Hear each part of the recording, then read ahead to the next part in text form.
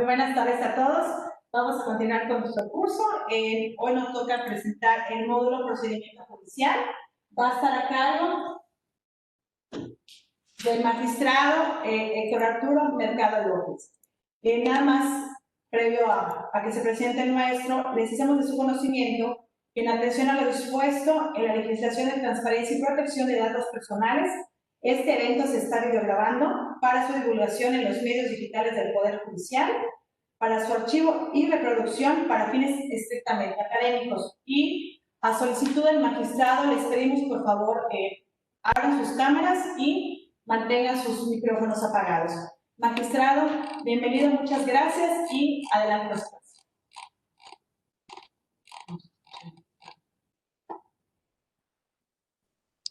Su micrófono, magistrado, por favor. Perdón. Buenas tardes, muchas gracias. Un abrazo para todos. Antes de cualquier otra cosa, desearles a todos ustedes que en sus familias, en sus casas, en el entorno que están viviendo, la situación se esté llevando con éxito, con los cuidados que las condiciones actuales nos están imponiendo. Entonces, les deseo de corazón a todos que estén muy bien. Y hecho eso, bueno, por ahí se escucha me escucho a mí mismo, lo cual supongo que hay un sistema que se está transmitiendo y me regresa la señal. ¿Podrían todos apagar sus micrófonos, por favor? Porque me escucho a mí mismo. Bueno, sigo oyendo lo mismo, ¿eh? Perdón, el del organizador se podría bloquear. No sé si sea ese. Bueno, voy a hablar. ¿Me escuchan ustedes? Correcto. Sí, perdón. Bueno, miren, soy el magistrado Héctor Mercado López. Tengo 32 años de antigüedad en el Poder Judicial de la Federación, 40 años en el mundo del derecho laboral. He participado en más de 30,000 sentencias. Tengo maestría en Derecho Procesal Laboral. He sido muchos años profesor en la Universidad Autónoma de Yucatán, en lo que en aquella época era la maestría en Derecho Laboral, hasta donde tengo entendido, no se ha arrancado plenamente en su actualidad, y en espera que ojalá un día la UADY vuelva a reabrirla, porque es una necesidad ingente para todo el estado de Yucatán y para todo el país, que recuperemos el estudio del derecho laboral a plenitud. Agradezco profundamente al Tribunal Superior de Justicia del Estado de Yucatán. Para mí es un honor que me permitan compartir con ustedes estas reflexiones. Lo agradezco profundamente. Le agradezco a la NADE, a la Universidad Anáhuac, a la Junta Local de Conciliación y Arbitraje, que creo que también prestaron apoyo para la organización de este seminario de formación sobre la reforma laboral. Se los aprecio profundamente, se los agradezco y espero, sinceramente se los digo, que no sea la última vez, que sean muchas más de intercambio de ideas, porque necesitamos entrar en un proceso de reflexión profunda, muy serena, pero muy crítica en el sentido de que las cosas tienen que funcionar bien y de ser muy objetivos en aquellas que no funcionan bien para cambiarlas. Digo esto porque el problema que nosotros tenemos con este sistema de justicia laboral nuevo es que sí implica un cambio totalmente diferente a lo que ha venido sucediendo hasta ahora. Es un cambio fundamental. El sistema de las juntas de conciliación y arbitraje, yo no se los voy a platicar a los yucatecos cuando fueron los que la fundaron, antes inclusive de la Constitución del 17, pero es un sistema de justicia que para los tiempos actuales de nuestro México, sin entrar a discusión cómo funcionaron en el pasado. Las cosas. Por eso, llévatelo. Que lo pase, por eso es lo que le dije. ¿Cómo que lo pasen? No sé cómo va a pasar. ¿Cómo lo vas a pasar? No, llévate, a ver. No se vaya. No quiero sentarme. Ajá, ¿qué? Para que le dije que se lo lleven. Es que no le interesa la computadora, obviamente, solo no quiere darlo. Tiene abierto su micrófono, ¿lo podría cancelar?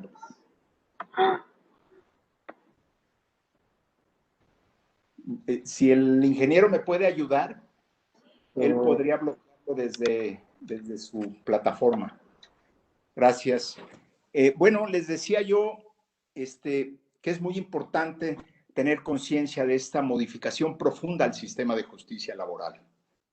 Y es una modificación que tiene que ver con conocer cuál es el perfil que deben tener ahora los jueces y los secretarios instructores que formarán parte de los tribunales laborales, el perfil que deberán de tener los conciliadores, el perfil que deberán de tener los litigantes que se dediquen a esta materia, porque hay un cambio profundo en la concepción del cómo hacer las cosas.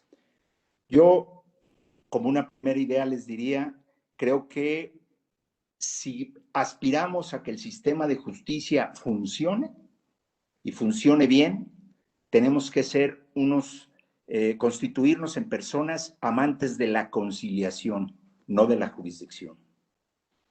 La historia del derecho laboral está plagada de eventos en donde la gente lleva los asuntos ante las juntas o establece estrategias de asesoramiento a patrones o a sindicatos o a trabajadores a partir del conflicto laboral, no a partir de la conciliación laboral.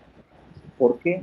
Porque en ese espacio y en ese procedimiento de las juntas de conciliación y arbitraje, que duraban en promedio, cuando menos acá en la Ciudad de México, 5 años en resolverse, más los periodos de ejecución, pues era un periodo en que se estaba perdiendo o mucho dinero si se era patrón, o ganando mucho dinero si se era el asesor del trabajador, y por lo tanto había que hacer que durara lo más que se pudiera ese procedimiento.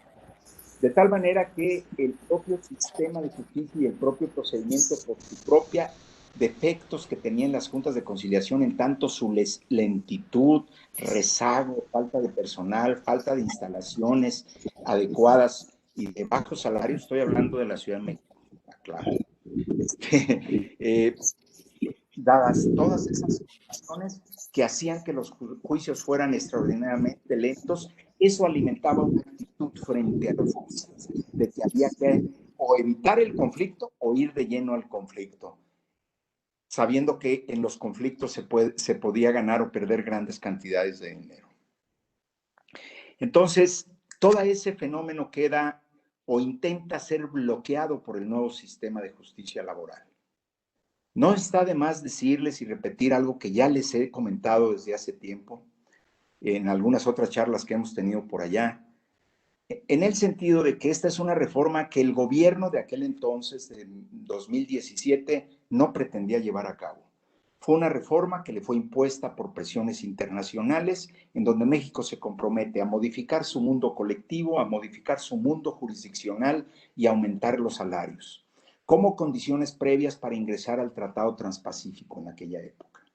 Cuando Trump llega al poder, se retira del Tratado Transpacífico y México se queda con una reforma hecha por el entonces presidente Enrique Peña Nieto, de carácter constitucional, pero sin una ley ordinaria. Y entonces, en ese intermedio, hubo un vacío, parecía que Trump no se pronunciaba en ningún sentido. Elaboró el gobierno mexicano 2 proyectos que fueron presentados por 2 senadores que representaban a los sindicatos de la CTM y de la CROC, proyectos extraordinariamente cuestionables en su calidad, no es el caso ya de comentarlos, pero lo que provoca es que cuando Trump ya sabe lo que quiere hacer en relación a eso, y las presiones del sindicalismo norteamericano y del Partido Demócrata, contrario a Trump en aquella época, le empiezan a decir que México tiene que honrar el compromiso que había hecho en 2017, empiezan a presionar con el Tratado de Libre Comercio. Por eso en el Tratado de Libre Comercio ustedes una sección 23 sobre el mundo laboral. Por eso en el Tratado de Libre Comercio ustedes pueden ver que va a haber los paneles de resolución rápida de conflictos formado por gente que no fueran funcionarios públicos de este gobierno, perdón, de cada uno de los estados, sino personas conocedoras, expertas de la materia laboral, pero que pudieran arbitrar esos asuntos para resolver rápidamente las diferencias que se tengan partiendo de la idea de que se observe que México no está honrando en los hechos esta reforma laboral. Entonces, si llegase a determinarse que no se está honrando esto, las consecuencias de las responsabilidades económicas podrían ser muy grandes. Entonces, Trump presiona en aquel momento para que se lleve a cabo se aterrice de una vez por todas la reforma laboral, y sucedieron varios hechos. En principio, el gobierno priista entrega el poder, cambia la Cámara del Congreso de la Unión y cambia en el primer día de septiembre de 2018 y cambia el 1 de diciembre de 2018 la presidencia de la República. Pero en ese entre julio que Morena gana las elecciones y diciembre, México se compromete a tener la reforma laboral ordinaria para más tardar al 1 de diciembre del 2019. Con el cambio de gobierno, se firma así en el TECMEC para poder sacar adelante el TECMEC. Con el cambio de gobierno, entendemos que la situación se puso contra reloj. Y entre los meses de julio, agosto, septiembre, octubre, noviembre, se estuvo trabajando a marchas forzadas por muchísimas personas. Podríamos decir que más de 100 personas metieron la mano sobre esta ley ordinaria. Unas desde el punto de vista técnico, otras desde el punto de vista del sector empresarial, otras desde el punto de vista del sector sindical oficial, del sindical independiente, etcétera. De tal manera que con un gran esfuerzo, otras desde el punto de vista académico y profesional, a mí me intervine en algunas fases de ese proceso con algunas opiniones técnicas, no todas me fueron escuchadas, algunas sí, pero fue un esfuerzo contra tiempo, contra reloj, fue un esfuerzo muy, muy fuerte, cuando lo aconsejable en un proceso de transformación de un sistema de justicia en su conjunto es que se le den plazos de 5, 7 o 9 años, plazos muy extendidos, plazos para poder consensar las leyes procesales, que se discutan por ambos sectores, que se entienda cuál es el alcance de su contenido, que se capacite con toda paciencia, con toda rigurosidad y profundidad a todos los que vayan a formar parte, no de los tribunales, estoy hablando de los tribunales, estoy hablando de los litigantes, estoy hablando que las universidades modifiquen sus programas de estudio para que incorporen todo esto, estoy hablando de que las universidades abran maestrías y especialidades en todo el país, de tal manera que en 2, 3, 4 años tengamos toda una generación de nuevos laboralistas bajo una concepción nueva de este sistema de justicia laboral. Ese tiempo no se nos dio. Se nos obligó a tener esta ley. La ley no pudo estar el 1 de enero, estuvo el 1 de mayo, como ustedes lo saben, del 19 que entra en vigor. Y se puso un programa de apertura también bajo la presión internacional. Tenían de octubre del 2020, los primeros 10, el 21 otros 10 y en el 22 otros 10. Y el centro de conciliación tenía que abrir en 2 años máximo en todo el país. Entonces, como ustedes ven, los tiempos nos apretaron. Y entonces todo lo estamos haciendo un poquito contrarreloj. Por eso tenemos que ser muy acuciosos en todo lo que hagamos con la mejor intención del mundo para que este sistema efectivamente funcione. En lo personal, estimo que los esfuerzos han sido muy fuertes. Me constan los esfuerzos que ha hecho el Poder Judicial de la Federación para capacitar a todo el personal que va a formar parte de los tribunales. Me consta esfuerzos que han hecho tribunales. He estado con el Tribunal Superior de Justicia de Chiapas, he estado con ustedes, he estado con el de San Luis, con el de Baja California Sur. He estado con varios tribunales que están impulsando profundamente la capacitación con el objeto de que la inmensa mayoría de personas llegue lo mejor posible a este fenómeno.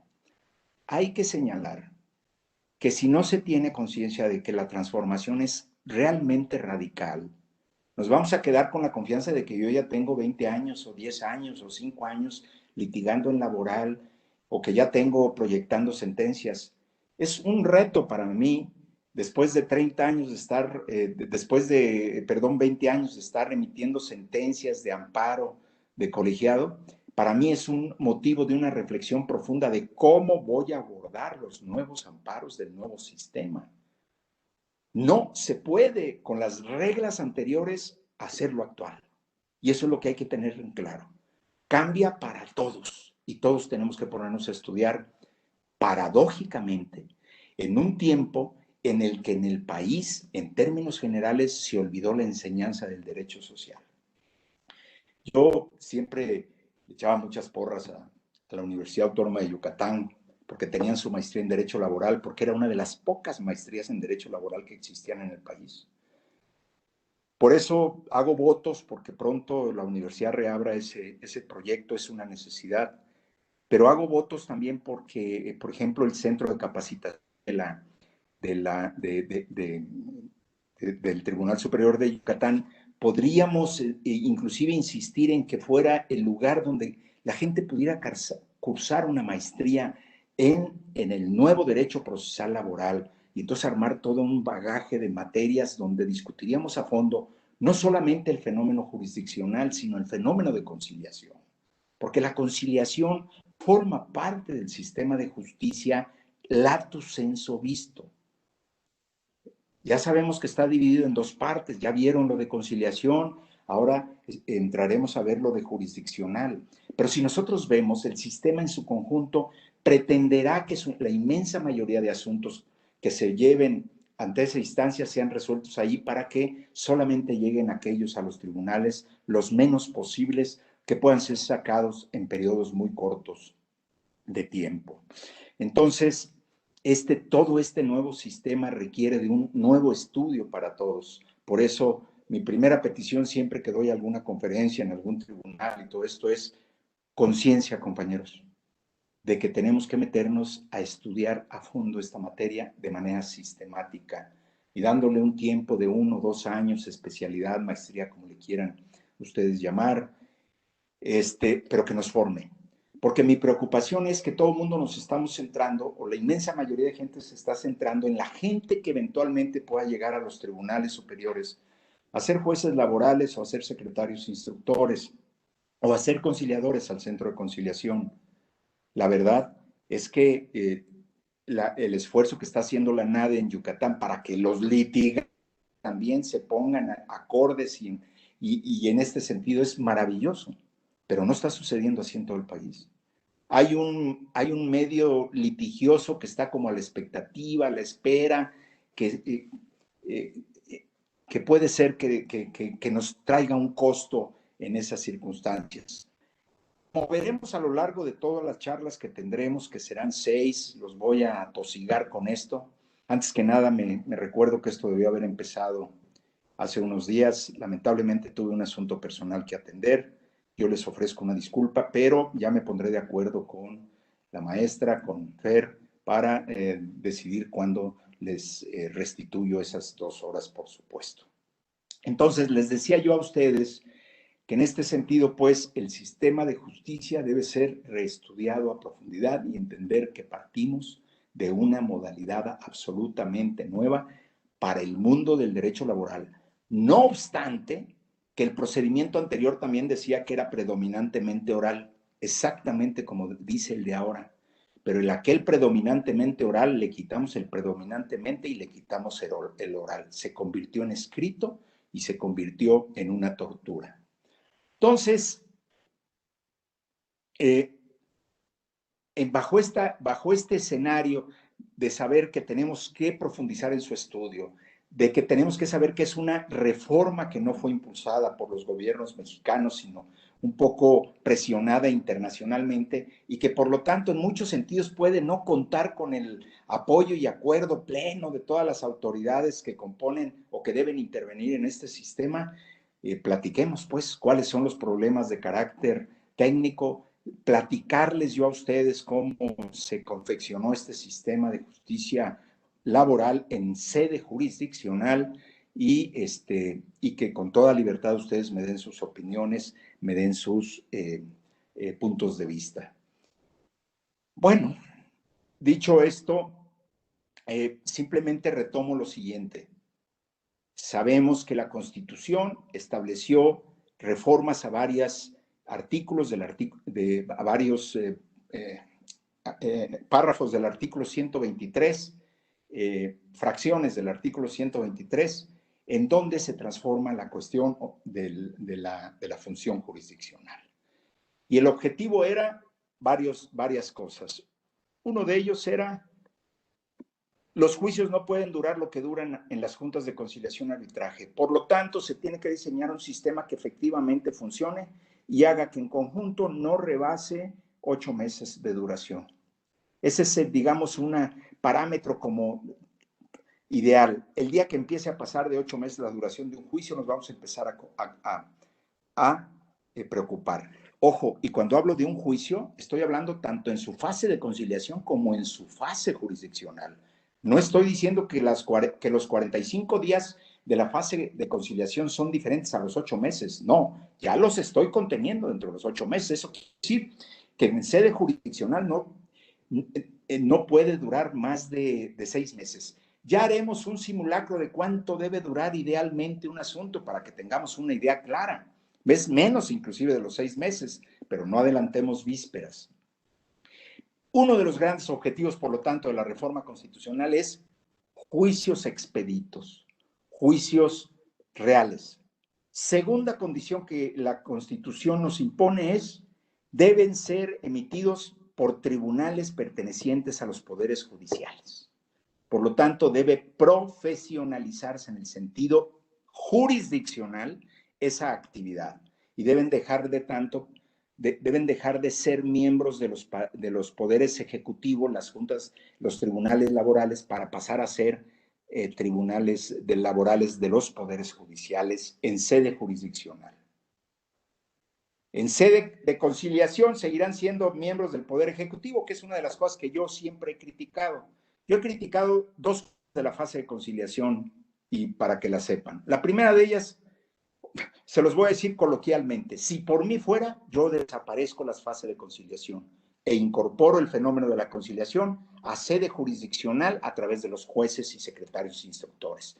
Pero ese será un ejercicio que el funcionamiento de este sistema nos dará si es necesario o no.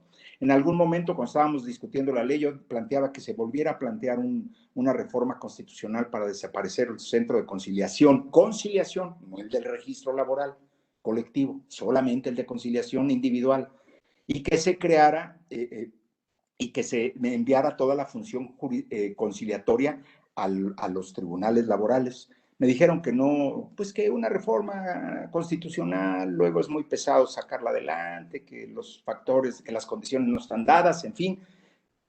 Y hasta ahí quedó la observación. Pero para mí no existían los centros de conciliación. Esta es una cuestión que yo le critico al centro de conciliación. Y la segunda cuestión que yo critico al centro de conciliación, entre otras pequeñas críticas que hago, es: si ya va a existir, ¿por qué pertenece al Poder Ejecutivo? Entonces yo decía, bueno, pasémoslos del Ejecutivo al Judicial. Si ya va a existir centros de conciliación que formen parte del Poder Judicial, de los poderes judiciales locales y federales. En aquel momento se me dijo, pues es lo mismo que está pidiendo de que desaparezca, se requiere una reforma constitucional. Bueno, ya están así. Tengo el problema y me preocupa porque un sistema de justicia tiene que obrar con absoluta autonomía e independencia. Ya veremos esto más a fondo. Y la conciliación forma parte de esa autonomía e independencia. Ustedes ya pudieron ver con el compañero que me antecedió que son principios esenciales, entre otros muchos, que la propia Constitución marca en relación a los centros de conciliación. Pero esta cuestión de la pertenencia al Ejecutivo sigue sin convencerme. Me parece que si queremos preservar los centros de conciliación, bueno, pero remitámoslos a los poderes judiciales, al Poder Judicial Federal y a los poderes judiciales locales. Dotémoslos de la mayor posibilidad formal de que sean autónomos e independientes. Ya la autonomía e independencia se ejerce por muchas otras cuestiones que no entran en este momento, que por ejemplo tienen que ver, ojalá algún día en este país se garantice un presupuesto fijo a todos los poderes judiciales para que no estén siendo constreñidos a adoptar ciertas posiciones de acuerdo a estrategias de momento en términos de resoluciones jurisdiccionales donde debe permear la más amplia libertad y la más amplia independencia. y autonomía. Entonces, bueno, hasta ahí quedan estas dos observaciones sobre el centro de conciliación.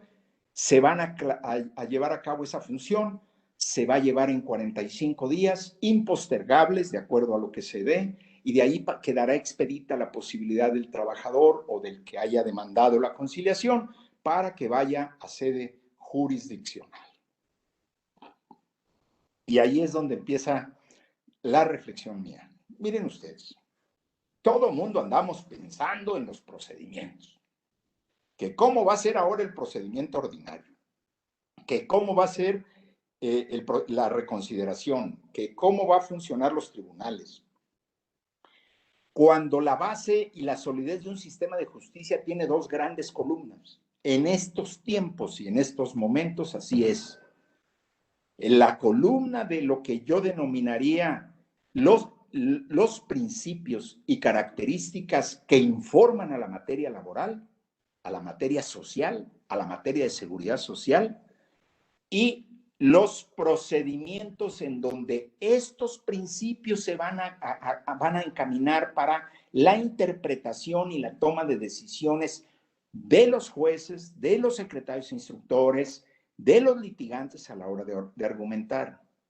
Y es un espacio, un espectro, una cuestión que desde mi humilde punto de vista no se le está dando toda la importancia del mundo en el sistema de aprendizaje de este procedimiento.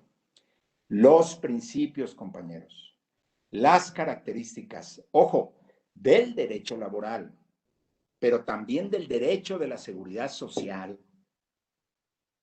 así como los principios y características que puedan análogamente ser parte de los procedimientos laborales, como los veremos más adelante, forman una columna fundamental de la formación de quienes vamos a intervenir en este mundo de jurisdicción laboral.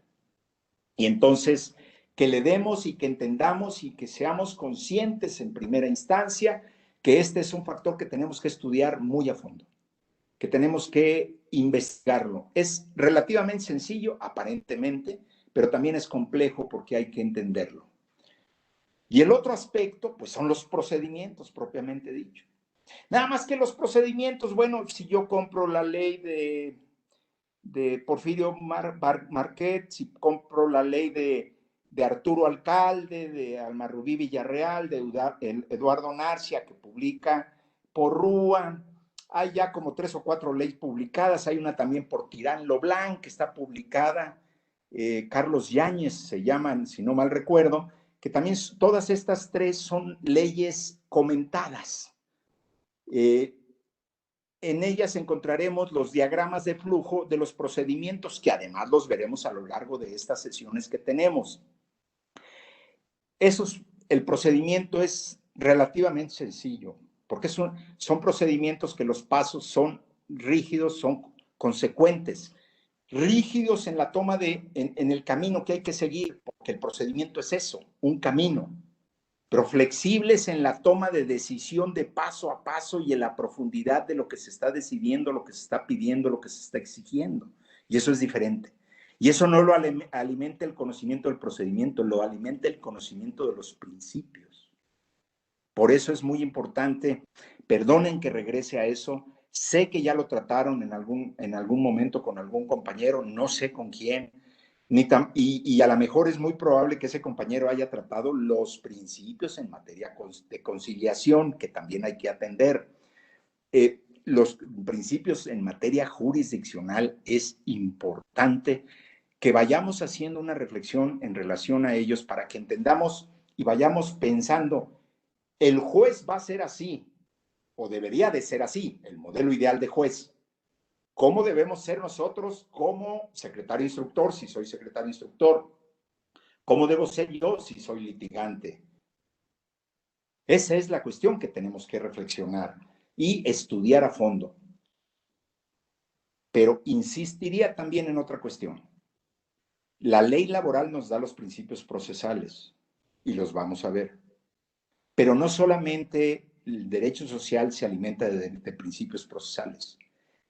la savia de la argumentación jurídica en el mundo laboral se da a partir de incorporar los principios sustantivos del derecho laboral, y eso sí no los alcanzamos a ver aquí. Y se da también de incorporar los principios del derecho de la seguridad social, que si el derecho del trabajo era derecho del trabajo 1 y 2, y ya pásalos como puedas, porque hay que titularse a como dé lugar, hay que materias tan aburridas, Dios mío. Y lo primero que se enfrenta uno cuando sale de la materia es que al ratito no falta el amigo del primo, del tío, que dice, me acaban de correr, ¿qué hago? Y uno se queda con cara de what, ¿no? Que no sabemos qué hacer. Porque llevamos 2 materias y las llevamos muy por encimita. Pero la de seguridad social, en muchos programas de las carreras de licenciatura no existían o no existen.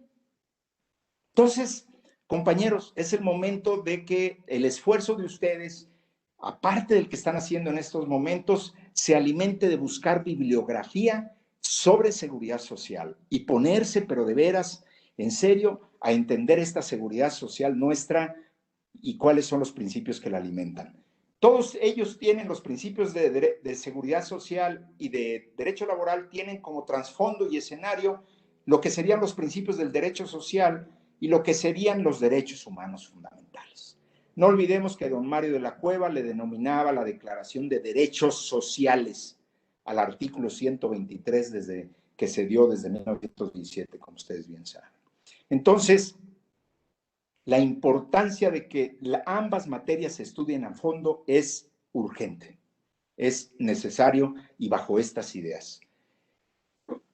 Bien, dicho esto de que los principios, pues, sustantivos son los que alimentan a los procesales, finalmente los procesales sirven para que las decisiones se lleguen a tomar y avancen, pero los sustantivos serán los que alimenten la argumentación de la decisión jurídica que se tome con el objeto de llegar a una resolución equitativa.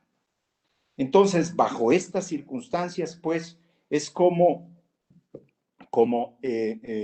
debemos de, desde mi punto de vista, hacer el abordaje de los temas que vamos a ver a lo largo de todas estas sesiones que nosotros vayamos teniendo. Entonces, miren ustedes, déjenme recomendarles algunas, ya les dije las 3 leyes que creo que deberían de ustedes comprar. Y ojo, deben comprar las 3, porque una está hecha por Arturo Alcalde, Alma Rubí Villarreal y Eduardo Narcia, Editorial Porrúa, Ley Federal del Trabajo. ¿Cuál es la virtud de esto? Que Eduardo Narcia y Arturo Alcalde fueron personas que intervinieron decisivamente en la elaboración de la ley ordinaria. Y entonces ellos tienen muy cercano por qué opinan así, por qué se hizo así. Es una buena argumentación. Luego está la propuesta del doctor Porfirio Marquet, que es un profesor universitario, jefe del Seminario del Derecho a la Seguridad Social, un gran conocedor del derecho, un hombre brillante, realmente riguroso, consistente, que hizo su ley comentada. Creo que su editorial se llama Guadarrama. Se las confirmo la próxima vez, el sábado que nos veamos, compañeros. Pero es una ley comentada, yo les recomiendo profundamente. Y la otra ley es una ley, el compañero que la publicó, se me escapa también el nombre, discúlpenme, Carlos, es coordinador él, Carlos Yáñez, creo, si no me equivoco. Escríbanlo así, les confirmo estos datos el próximo sábado. Pero la virtud de esta ley es que está confeccionada con opiniones de muchísimos abogados que defienden al sector patronal. Esto no tiene nada de malo, ¿eh? Lo único que estoy diciendo es la virtud de la ley, de estas 3 leyes, es que unas son las opiniones del sector patronal, la de Arturo Alcalde, la del sector de trabajadores, y la de Porfirio Marquet sería el sector académico. Entonces, se pueden encontrar y complementar perfectamente las opiniones. Esos son 3 publicaciones que yo les recomiendo y que completaré los datos el próximo sábado. Otras lecturas que yo les recomiendo mucho es, bueno, miren ustedes, en 2017, cuando salió la ley, la reforma constitucional, de manera, pues, con mucho apresuramiento, me permití coordinar un libro que se llama La Reforma al Artículo 123 por la editorial Tirán Leblanc, o Tirán Leblanc, como lo quieran escribir. Este libro, en aquella época nos propusimos, escribieron gente del nivel de Luis Díaz Mirón, Manuel Fuentes Muñiz, Alfonso Bouzas, Gilberto Chávez, la magistrada Jiménez Moles, su servidor. Escribimos comentando la reforma constitucional de aquel momento. Tiene la virtud de que es una primera aproximación a lo que fue la reforma constitucional y que se comenta, pero también un poco se decía, la ley ordinaria debe contener esto o debe traer esto. Entonces, yo creo que la inmensa mayoría de las cosas que decíamos que tenía que traer la reforma no las trajo la ordinaria.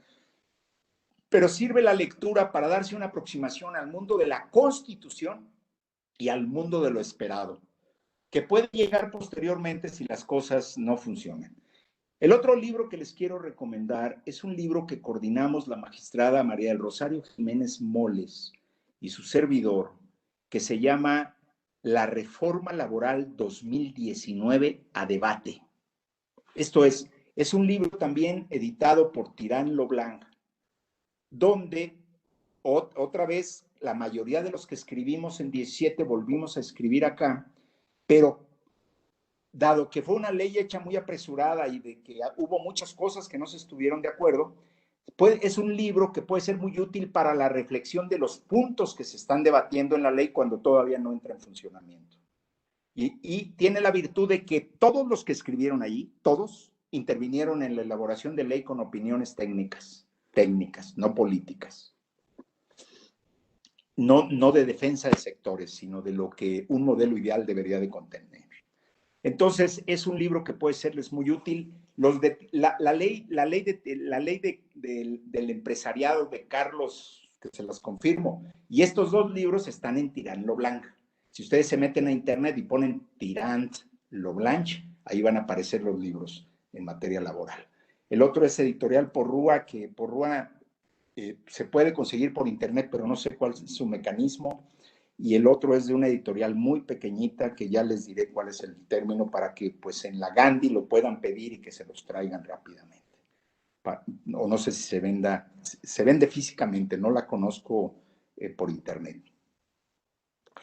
Bueno, lo que yo quiero señalarles a ustedes es que estas son lecturas que sí se deben hacer porque ya hablan de la reforma laboral, porque ya reflexionan sobre ella, porque ya disputan sobre su viabilidad o no en relación a ella, y que intentan ser los primeros avances, muy, si quieren, primarios, de lo que debería de ser un desarrollo a futuro de una teoría consistente del derecho social en su vertiente derecho de la seguridad social y derecho laboral del trabajo.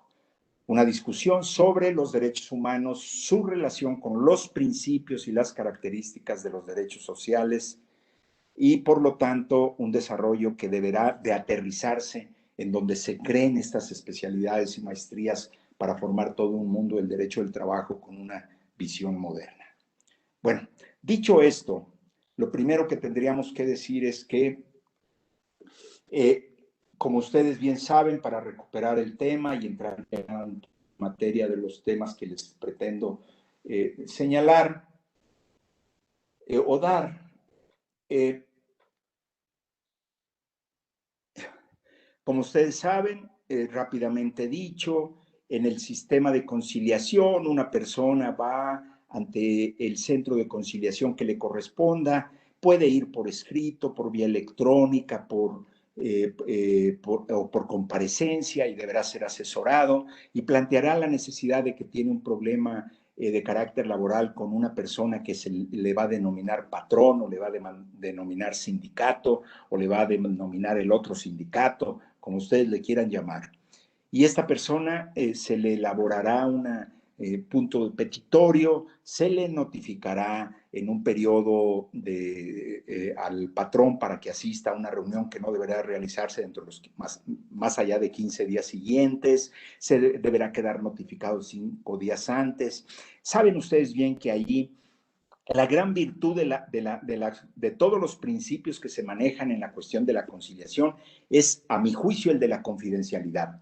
Todo lo que pase dentro del fenómeno de las reuniones de confidencialidad, de conciliación, gozarán del principio de la confidencialidad. Quiere decir que no podrán, nada de los elementos que se presenten ahí, podrán trascender a los juicios laborales.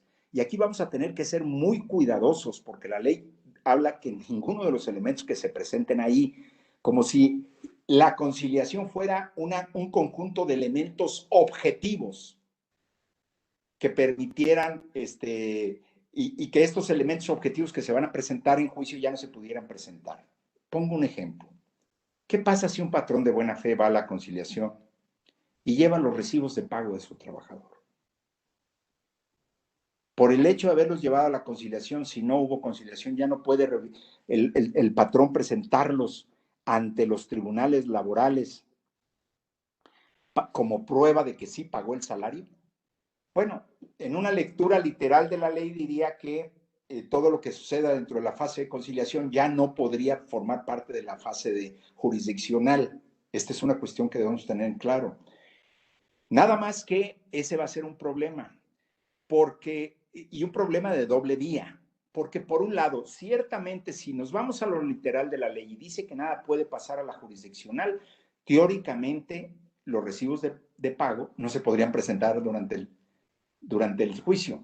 Pero paradójicamente, contradictoriamente, el problema es que el principio de confidencialidad lo que dice es: nadie se puede enterar de lo que pase en el centro de conciliación para que pase al tribunal. Entonces, ¿cómo se va? Y nada puede ser tomado en cuenta. Por eso el conciliador ni siquiera puede ser llamado como testigo, ni como parte, ni como asesor, ni como nada a los jueces. Entonces, de tal manera que yo me preguntaría, ¿y cómo se va a enterar el tribunal que se presentaron esos elementos en la conciliación y decretar que ya no se presentaron, si no es sabiendo que se presentaron y por lo tanto quebrantando el principio de confidencialidad? Perdón esto que parece como de Cantinflas, no sé si haya quedado claro, pero nos da una idea de los problemas que vamos a enfrentar en la práctica. Mi opinión es que en el centro de conciliación, dado que se maneja por personas que no son expertas en derecho, que no son personas que van a decir el derecho, los conciliadores no van a decidir en términos de derecho qué suceda dentro de la conciliación, sino que van a tratar a partir de lo que las partes digan, expongan, acercar a ambas a procesos de arreglo en donde ellos tendrán que vigilar que no se violenten derechos humanos ni la irrenunciabilidad de los derechos de los trabajadores. Pero más allá de eso, le pueden presentar recibos o lo que sea y no los va a valorar jurídicamente. De tal manera que la reunión de conciliación es una cuestión altamente flexible, para mí, confidencial, que se puede llevar a cabo con la más amplia libertad, porque lo que la gente debe estar segura que lo que suceda dentro de esas reuniones ahí quedará y que puede hablar con toda claridad, aunque su estrategia de defensa sea diferente al llegar ante el tribunal. Ahí ya será otro mundo, un mundo de pruebas, un mundo de manifestaciones diferentes. Entonces, ¿por qué? Porque lo que importa es que el conciliador desarrolle la confianza con las personas para que construyan el punto de reunión, el punto de acuerdo para resolver el problema. Entonces, ya les platicaron que en la conciliación, si hay arreglos, se constituye en cosa juzgada, es un título ejecutable, entonces se iría a los tribunales en caso de que no se cumpla para que se ejecute, pero el conciliador tendrá que buscar dentro del fenómeno de la conciliación que de una vez quede ejecutado frente de él. Por eso tendrá fe pública para manifestarlo ante las autoridades que sean convenientes, que ya se acabó y concluyó ese fenómeno. Entonces, la conciliación, por lo tanto, presentará esta cuestión. Dura 45 días si es que no se logra la conciliación antes. Y a los 45 días se encuentra en el estado que se encuentra el proceso de conciliación. Si no se ha llegado a la conciliación, se extiende la constancia al trabajador de que no hubo, o a la persona que haya solicitado la conciliación, de que no hubo conciliación, y pasan a la sede a que el trabajador, insisto, o la persona que haya pedido la conciliación, vaya a sede jurisdiccional. Y aquí hay una cuestión también que yo creo que les comentaron, pero que no está de más repetirlo, el fenómeno de la prescripción. Si estamos frente a un fenómeno de un despido injustificado, donde se tienen 60 días para demandar la reinstalación o la indemnización, recordarán ustedes que los 60 días se empiezan a contar a partir del día siguiente que el trabajador es despedido, o se dice despedido, y que el procedimiento de conciliación y la solicitud de conciliación interrumpe que ese periodo camine. Por lo tanto, si un trabajador va al 10º día a pedir la conciliación, pues ya nada más le quedarán 50. Terminados los 45 días, le quedarán otros 50 días para demandar para llevar a cabo la demanda, porque al terminar el procedimiento de conciliación se reanuda la prescripción en el punto en que se haya quedado cuando se fue a solicitar la conciliación. Y entonces se juntan ambos extremos y si no dan más de 60 días estaría dentro de lo previsto y si no, estaría prescrito el evento. Pero ya llega el trabajador, fundamentalmente el trabajador a la solicitud de un juicio por escrito. ¿Qué se puede demandar? Todo. Aquí va a haber otro problema. El trabajador puede demandar despido injustificado. Le dan su constancia de no conciliación y van a decir, no concilió en relación al despido injustificado. ¿Qué actitud debe tomar el juez si dentro de la demanda el trabajador demandó despido injustificado y horas extras? Y las horas extras no pasaron por la conciliación. Entonces, una solución es decirle, señor, le admito su demanda por lo que sí concilió, porque de acuerdo al acta que me envió el conciliador, usted nada más trató este y este punto, y por lo tanto váyase a fase de conciliación allá, con lo cual se constituiría eventualmente en 2 juicios diferentes. La otra es, y la menos probable quizá, es que el juez tome una actitud proactiva, dado que va a ser un conciliador, y decir, admito la pretensión, defiéndete aquí, como emanan de la misma relación de trabajo y son los mismos, casi los mismos hechos laborales, pues lo admito. Yo creo que hasta allá no podría llegar, pero podría caber la posibilidad de que alguien lo interpretara así y que caminara el juicio. Si su contraparte lo admite, pues yo creo que queda purgado el vicio. Pero si no lo admite, tendrán que irse a fase de conciliación. Pero vean cómo el propio diseño de la ley, sin haber entrado en funcionamiento, va a provocar algunos problemitas, va a provocar problemas que con el tiempo y las decisiones jurisdiccionales y la práctica se irán limpiando, no tengo la menor duda, pero va a haber un costo, va a haber un costo. Bien, debo confesarles, háganme favor. Bueno, sí, debo darles a ustedes, confieso, señalarles a ustedes, debo señalarles a ustedes que el proyecto que había presentado estos 2 dirigentes, estos 2 senadores de la CETEME, así de corridito, compañeros, CETEME, y de la CROC, traían una perla en este sentido. Miren ustedes, para la fase de conciliación, el proyecto que ellos presentaron exigía que el trabajador pusiera en su petición de conciliación todas las pretensiones a las que creyera que tenía derecho y que narrara todos los hechos que alimentaban estas pretensiones. Y entonces se invitaba al patrón a que viniera a conciliar y el patrón llegaba y decía, no quiero conciliar. Y entonces se daba la constancia de no conciliación, el trabajador se iba a la fase jurisdiccional y, ojo, esa ley impedía que el trabajador modificara ni una coma del escrito que había presentado ante conciliación. Tenía que presentarse el mismo escrito ante la fase jurisdiccional. Y entonces, pues eso era una ventaja para el patrón, porque el patrón con 60, 90 días antes ya sabía todas las pruebas que tenía que que ordenar de su archivo administrativo bien organizado y tenerlas a punto para presentarlas en juicio, ¿no? Y entonces generando una ventaja procesal a favor del patrón en un derecho laboral que de una vez vámonos poniendo de acuerdo, compañeros.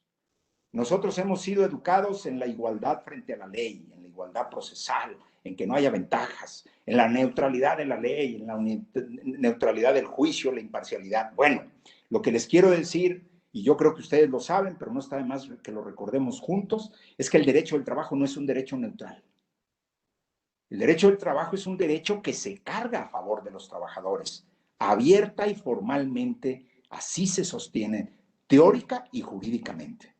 Eso no se puede negar. Por esa razón, no me gustan a mí las críticas cuando dicen, es que a los patrones nos tratan muy mal porque nos dan toda la carga de la prueba, porque nos infieren todo ese fenómeno, aunque nosotros estemos negando lisa y llanamente todos los hechos.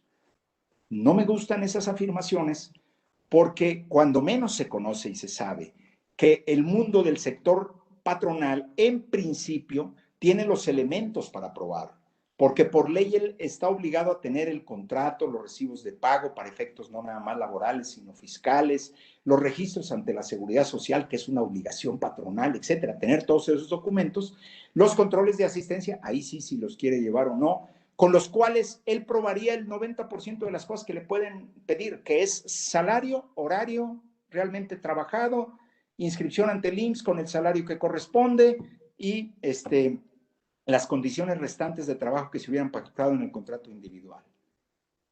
Pero en este país, en donde más del 90% de las empresas son pequeñas o medianas, la realidad que ustedes como litigantes se encuentran es que muchos de ellos ni siquiera llevan papeles.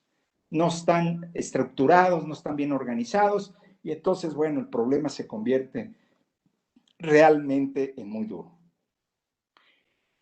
El derecho del trabajo no es un derecho neutral, porque es parte de la idea, ustedes lo saben como una de las características del derecho del trabajo, de que al ser un derecho social, un derecho que protege a clases sociales, a la clase social trabajadora, y por lo tanto protege a las personas que al convertirse en trabajadores entran dentro de su esfera de aplicación de las normas, que también garantiza al sector patronal, le da una serie de garantías que le permite a él tener un funcionamiento regular con el objeto de adquirir una gran productividad y obtener una ganancia lo más alta posible, que es una de las finalidades de los patrones. Entonces, es una ley hecha para que funcione el sistema productivo del país. Es una ley para que funcione el trabajo formal del país. Pero ese trabajo formal cada vez se va desapareciendo más. ¿Me explico? Somos 60 millones de población económicamente activa. Esta ley solo se le aplica a 22 millones de trabajadores. En los años 70, cuando yo ingresé a estudiar la facultad, siempre pensábamos que el derecho del trabajo se aplicaba al 80, 90% del mercado de trabajo. Hoy se le aplica a un tercio del mercado de trabajo. El otro gran mercado de trabajo es el informal. Tenemos más del 50% de la población en la informalidad donde no se aplica la legislación laboral. Y tenemos la emergencia de las nuevas tecnologías, como es la inteligencia artificial y la robótica, que ya la estamos viviendo, compañeros. Nosotros todavía la vemos muy lejos, pero está mucho más cerca de lo que nosotros creemos. Miren ustedes, cuando vamos al centro comercial, antes llegábamos y al entrar al estacionamiento, un señor o una señora nos daba un boleto y al salir nos lo cobraba. Hoy nosotros tenemos que ir a pagar a una máquina y meter ese boletito en una máquina para que nos dejen entrar y para que nos dejen salir del estacionamiento. Ahí se perdieron trabajos por la tecnología. Pero hay trabajos dentro de que ya utilizan abiertamente la modalidad tecnológica que no están siendo reconocidos por la legislación laboral como tales. ¿Cómo puede ser el trabajo de las plataformas? El famoso Uber, el famoso Didi, el famoso Cabify, que son los servicios de taxis que tanto se han peleado con las organizaciones de taxistas tradicionales para que no existan. Este pleito entre estos taxistas y las plataformas de Uber y de eso, me recuerda... ¿Perdón? Eres sobrino de mi tía. Ah, perdón, ¿y cómo está tu tía? Bueno, estas plataformas de Uber, de Cabify, son plataformas que no reconocen la relación laboral de los trabajadores.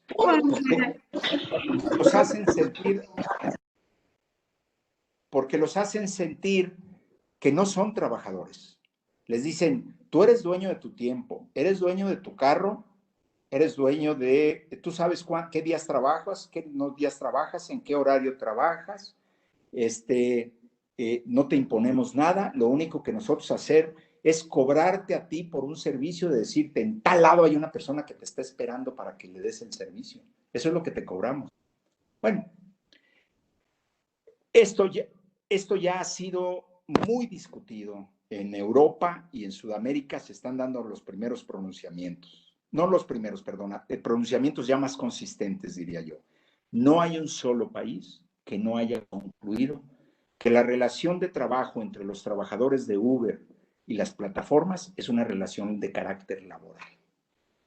Ya no quiero yo decir a los trabajadores de Uber Eats y de Rapid y de estos que en bicicleta o en motos están jugando la vida para llevarnos los alimentos a las casas de todos los que estamos encerrados porque no podemos salir por esto de la pandemia. Esas personas sufren un accidente, una enfermedad, no tienen seguridad social.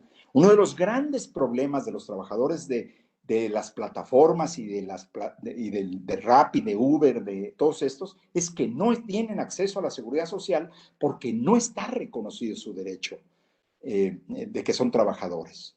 Entonces, independientemente que esto va a ser un problema a definir, me parece que este gobierno se está viendo muy lento al no emitir leyes específicas sobre trabajadores de plataformas, sobre trabajadores dependiendo de las modalidades que tengan, trabajadores de automóviles, trabajadores de bicicletas, de motos, de mucho otro tipo de trabajadores. Por ejemplo, todos aquellos trabajadores que laboran en las casas que rentan habitaciones por Airbnb, por decir. Ahí también habría un problema de carácter laboral, no necesariamente doméstico, sino laboral propiamente dicho.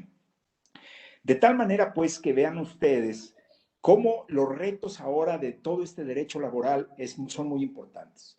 Y en estos momentos se están discutiendo, ya han ingresado a la Cámara de Diputados y de Senadores varios proyectos, y por ahí estoy participando en algunos de ellos, para reglamentar el teletrabajo, compañeros.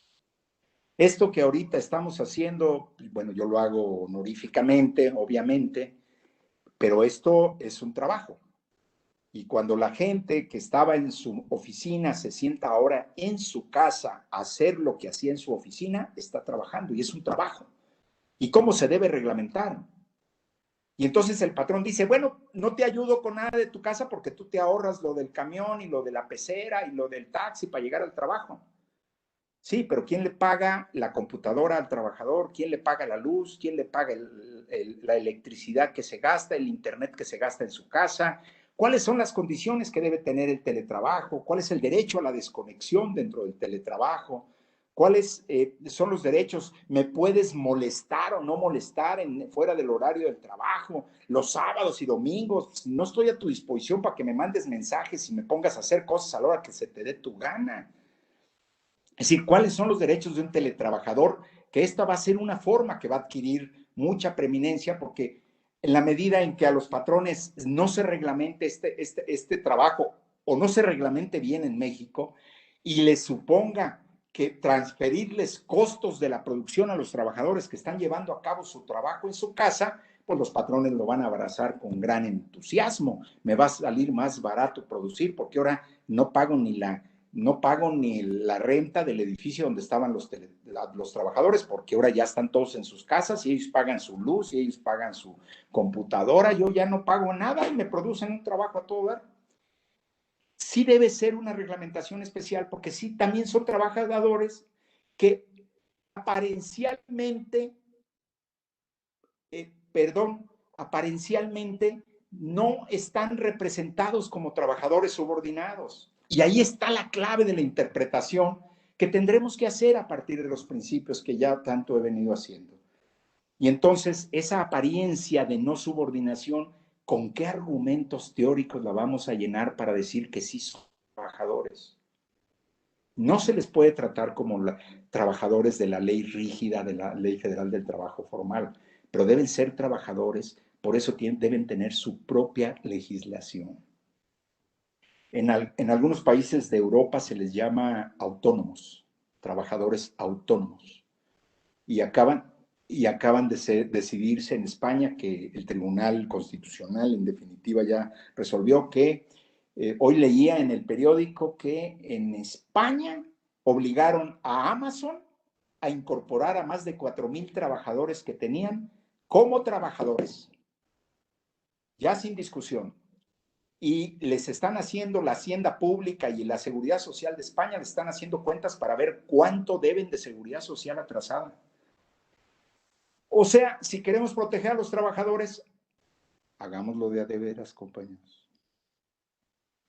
La inspección es una institución que debe fortalecerse para poder ejecutar todo este tipo de cosas. Porque esos 4,000 podrían ir a tribunal y dentro de un año en España, porque eso es lo que duran en España ahorita los juicios, obtener una resolución favorable. Pero ¿cuántos irían de esos 4,000? ¿50? Está bien. Pero vean cómo la acción de una inspección bien constituida, con un análisis riguroso, resuelve el problema de 4,000 trabajadores o más. Y sientan además un precedente de interpretación. Entonces vean ustedes cómo el mundo del trabajo cada vez se está diversificando más. La legislación laboral se nos está quedando corta. Requerimos nuevas legislaciones. Pero si no hay legislaciones y este tipo de trabajos tenemos que pensarlos para proteger al trabajador, para proteger a la persona como la Constitución nos obliga, el elemento subordinación debe ser alimentado con argumentos nuevos que definan que estos trabajadores forman parte del mundo del trabajo, perdónenme la redundancia, y por lo tanto tienen acceso a un ingreso digno y a una seguridad social digna, a un trabajo digno, pues, a un trabajo decente del que se hace cargo el artículo 2 de la Ley Federal del Trabajo. Bien. No sería raro que los nuevos jueces enfrenten este tipo de asuntos, ¿eh? Y yo me estoy muriendo de ganas porque me lleguen, para poderme pronunciar. Me estoy muriendo de que lleguen, pero no llegan, compañeros. ¿Por qué? Porque pues, los trabajadores no se asumen como tal y no son conscientes de que son trabajadores. Los corren, los desconectan. Correrlos para ellos es que los desconecten. Los desconectan y ya pues, se van a otra plataforma o a buscarle por otro lado. No se sienten trabajadores y por eso no demandan. Entonces, el recorrido de la jurisdicción es muy lento para recuperar los derechos generales de los trabajadores. Es mucho más rápido, puede ser mucho más rápido la inspección o pueden ser mucho más rápido los sindicatos. Fíjense, eso de los 6,000 trabajadores de Amazon que se están considerando trabajadores fueron a partir de una denuncia que llevó a cabo la Unión General de Trabajadores, que es una central obrera en España, la UGT. Entonces, imagínense que los sindicatos aquí en México dejaran de ser sindicatos en donde sus mesas directivas aspiran a ser diputados locales, federales, senadores, todas esas cosas raras que no deberían, y se pusieran a vigilar el mercado de trabajo y a denunciar ante las autoridades todas las irregularidades que encuentren, no solamente a defender a los trabajadores dentro de su empresa, sino socialmente defender a todos los trabajadores que no están organizados ni vinculados a ello. Bueno, el avance sería notable en nuestro país para darles una vida decente a muchísima gente. Bueno, Los trabajadores, decía yo en la ley anterior, fíjense toda la vuelta que di para regresar aquí.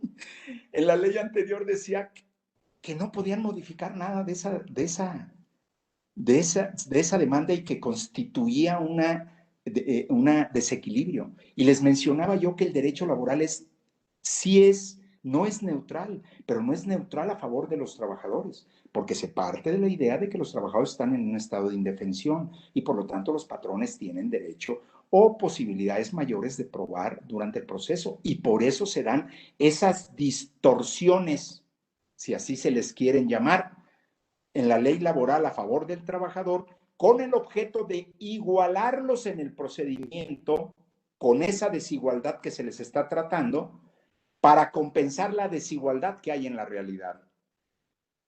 Y por lo tanto, eso permitirá una mejor defensa del trabajador, aunque no tenga sindicato a su lado. Por eso el juez tiene que compensar aclarar la demanda, por eso el juez tiene que tener por demandadas prestaciones que no se tengan, por eso el juez tiene libre apreciación de pruebas, por eso la carga de la prueba es del patrón, y el juez puede eximir de la carga de la prueba en aquellos casos no previstos por la ley, cuando a su juicio estén en condiciones de conocer la verdad por otro medio, como lo dice el artículo 784, ustedes lo conocen mejor que yo. Es decir, por eso hay esa descompensación. Y esa descompensación tiene como objetivo lograr el equilibrio entre los factores de la producción, capital y trabajo. Y por eso esa descompensación o ese desequilibrio entre ambas partes desde el punto de vista formal, no me gusta que lo critiquen, porque es no conocer por qué existe. Me podrán decir, oiga, magistrado, pero si usted mismo acaba de decir que más del 90% de empresas tienen 10 trabajadores o menos, y muchas veces sucede que ese pequeño patrón está igual de amolado que el trabajador con el que está trabajando, y que entonces una demanda de esas pues casi va a destruir el lugar. Bueno, sí.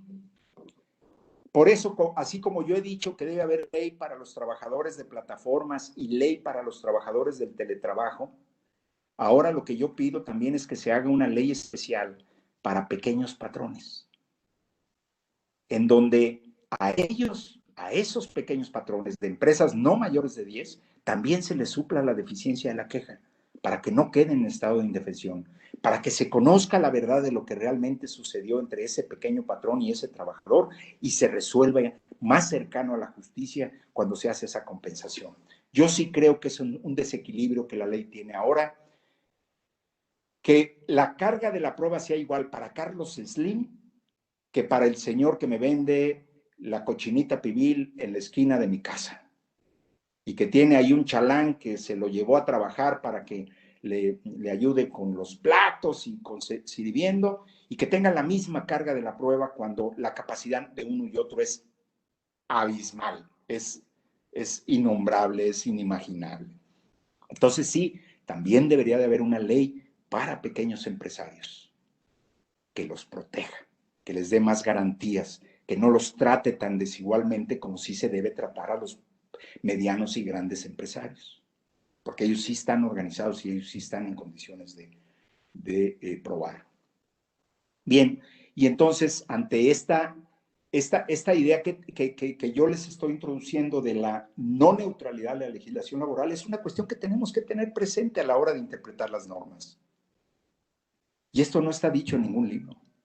Esto es una cuestión que uno advierte de una lectura de la ley, de los libros de texto, cuando se empieza uno a preguntar por qué le cargan la mano al patrón, desde el punto de vista formal. ¿Bien? ¿Por qué? Porque el patrón carga la mano desde un punto de vista real, diríamos en términos coloquiales. Bueno, bajo este escenario amplísimo de que no es una norma neutral, sino es una norma protectora, vea cómo empiezan a jugar los principios y las características del derecho laboral, la tutela, derecho de clase, derecho que genera una igualdad real al tratar desigualmente a las partes dentro de la ley. Vean cómo empiezan a jugar todas estas cuestiones. Es muy importante discutir la teoría de la responsabilidad objetiva para efectos de seguridad social, en fin, ir avanzando en todos estos aspectos. Bueno, y entonces se modifica el proyecto, la Constitución, como les venía diciendo, regresando a la idea anterior, decíamos que la ley exigía un nuevo procedimiento, exigía su incorporación a los poderes judiciales, exigía la desaparición de las juntas de conciliación y arbitraje, porque no fueron juntas que históricamente y de manera predominante no funcionaron con el tripartismo que ostentaron. Me explico. Los representantes del capital y el trabajo, hasta donde yo lo sé, ustedes me podrían ilustrar en lo de Yucatán, no sesionaban los asuntos de las juntas como la ley marca. No las llevaban a cabo, no los analizaban. No, en el mejor de los casos, en México, los representantes del capital y el trabajo, si había un señor ahí muy pagado de su responsabilidad, pues él intentaba hacer su trabajo, pero en general se presentaban a cobrar y a firmar. Y entonces no funcionó, y entonces el tripartismo en el mundo jurisdiccional no debe de funcionar. Es otra idea que alimentó en su momento la reforma y la exigencia constitucional. Y la otra cuestión era de que se modernizaran los procedimientos para que estos duraran un tiempo perentorio. Y entonces se gestaron estos procedimientos que a continuación, y se recuperaron estos principios que a continuación vamos a reflexionar con ustedes a lo largo de estas sesiones que vamos a ir teniendo. Cabría señalar, pues, que esta instrumentación del nuevo sistema de justicia laboral no es nada nuevo en el mundo.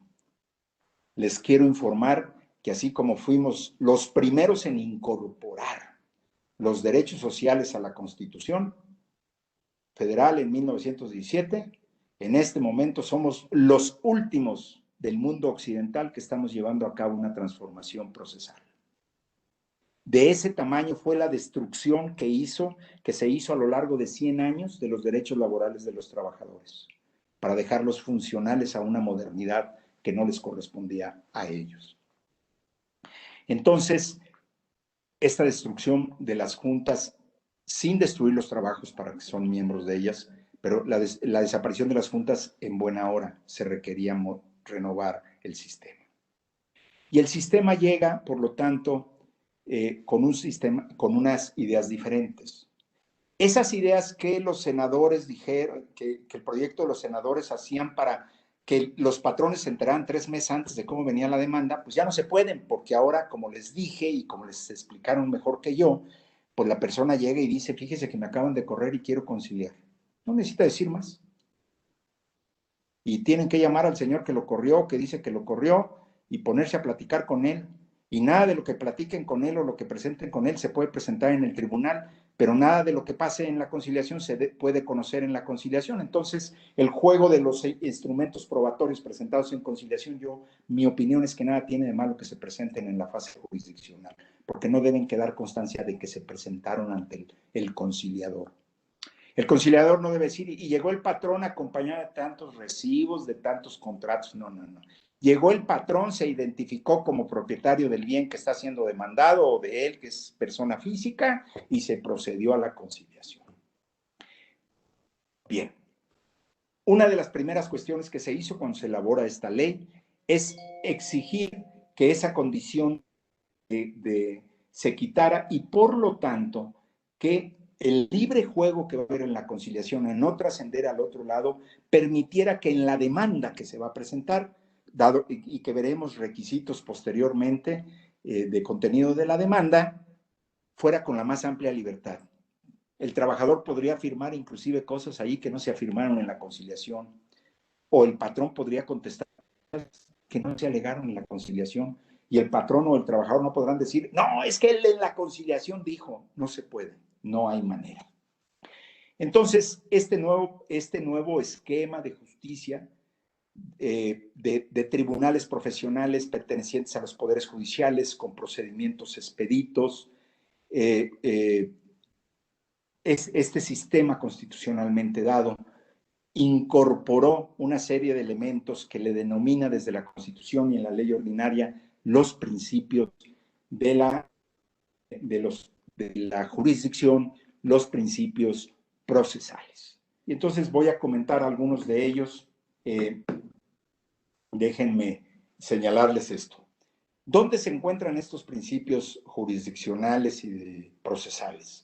Están en los artículos 604 y 685 de la Ley Federal del Trabajo. Ahí están esos principios. Creo que ya se los han de haber tocado. Escuchen una opinión más total. Pues si no están de acuerdo con la mía, pues se quedan con la que les dieron antes. O formulan su propia convicción. Miren ustedes, el artículo 684 nos incorporó un pequeño texto en su párrafo segundo que es absolutamente nuevo. No estaba en el artículo 684 anterior, que señala que en sus actuaciones los jueces y secretarios instructores deberán observar los principios de legalidad, imparcialidad, transparencia, autonomía e independencia. Son los primeros principios que un juez tiene que saber de qué se tratan, para qué sirve que una persona sepa cómo es el proceso, sabe que tiene que comportarse con legalidad, con autonomía, con independencia, con imparcialidad, con transparencia. Entonces, nosotros necesitamos, y ustedes necesitarán a lo largo de los siguientes meses, pues hacer búsquedas en enciclopedias y en libros de texto procesales generales, de derechos humanos, internacionales, nacionales, de tal manera que les permita ir dando elementos que alimenten cada uno de estos principios de en qué consisten. Aquí solamente vamos a dar una idea que será un brochazo rápido y que además ya está alimentado por alguna concepción que nosotros tenemos de esos principios. Pero hay que profundizarlos, compañeros. Porque ustedes como litigantes, si eso es lo que quieren hacer, pues usted está actuando con parcialidad. Objeto su actuación. Acuérdense que todo se va a estar público y grabando, ¿no? Entonces, legalidad. Bueno, fíjense ustedes recordarán cuando les comentaron la Constitución que los principios contenidos en la Constitución que regirán este sistema de justicia, se introdujo el de legalidad. Y entonces, en aquella época, para todos los que estábamos en el mundo, laboral, nos llamó mucho la atención porque decíamos, a ver, ¿cómo de qué legalidad? ¿Qué es lo que han hecho las juntas a lo largo de 100 años y lo que hemos hecho los tribunales colegiados por 70 años y lo que ha hecho la Suprema Corte de Justicia por más de 100 años cuando se pronuncia laboralmente estaba fuera del mundo de la legalidad? Pues no, eso es evidente que no. ¿Por qué se introdujo como principio? Esa es la pregunta que nos hacíamos en la Constitución, este principio de la legalidad. Bueno, hay la fuerte sospecha que no se puede ya confirmar, ni ya se podrá confirmar. Recordarán ustedes que el proyecto de 2017 lo hizo el PRI y lo hicieron algunos despachos patronales de la Ciudad de México y de Monterrey. Elaboraron esa ley, esa reforma constitucional. Entonces, la idea de introducir la legalidad era para introducir las formalidades del mundo del derecho privado para igualar a patrón y trabajador dentro de los procedimientos.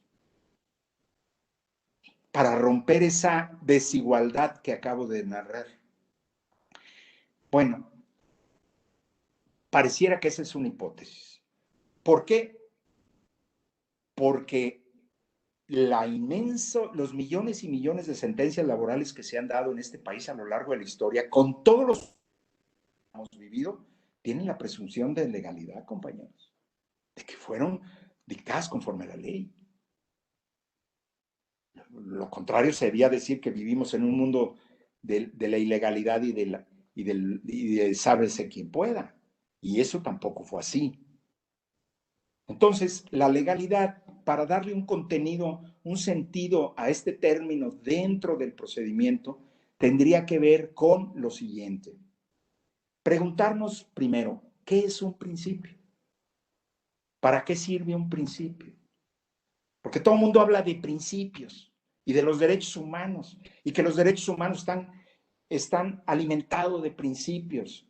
Pero ¿qué es un principio dentro de la legislación laboral? ¿Por qué la ley dice que se observarán los principios de legalidad, imparcialidad, autonomía e independencia? Bueno, ahora sí, que alguien me explique qué es un principio.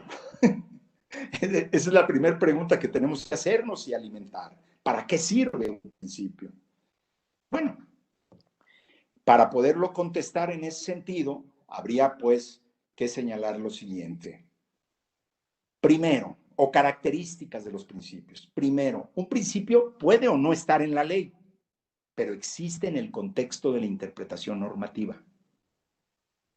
No requiere un principio estar expresamente en la ley para que pueda alimentar desde la teoría la existencia y la realización de derechos fundamentales. Puede o no estar. En general, las leyes ahora buscan que estén para que no haya esa ausencia. La segunda cuestión de los principios es que son, fíjense bien, potencializadores de la interpretación de la norma que se está leyendo. Basta de hacer interpretaciones literales.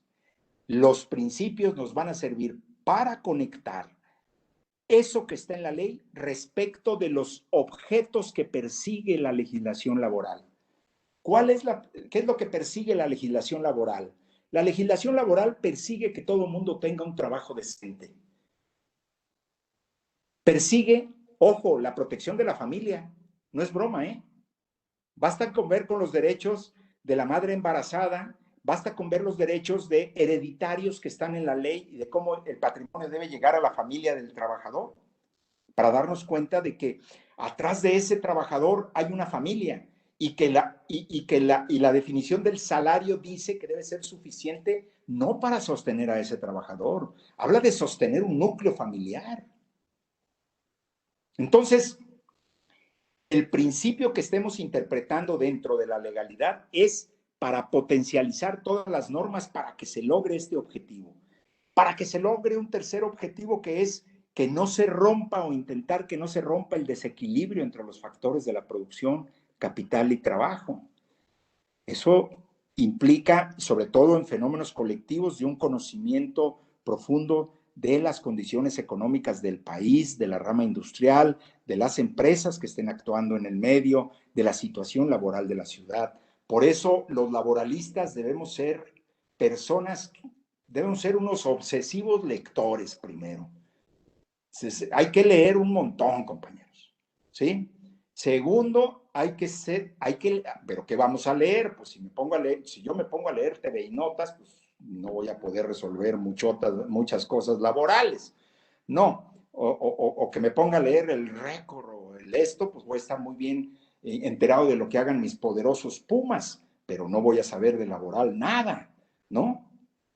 No, se trata de hacer una lectura selectiva que tenga que ver con el mundo del derecho social, con el mundo de los derechos humanos, con el mundo de la economía política, en particular el funcionamiento de los mercados de trabajo, con el mundo de la vida política sindical, sociológicamente hablando. Entonces vean cómo hay todo un contexto de lecturas que debemos estar alimentando permanentemente, desde el más modesto artículo que haya en un periódico hasta el libro más desarrollado de Piketty o de el premio Nobel de Economía, el otro, esta memoria mía, ya se me olvidó el nombre, pero es decir, tenemos que estar haciendo lecturas de eso para conocer la realidad en la que nos vamos a mover.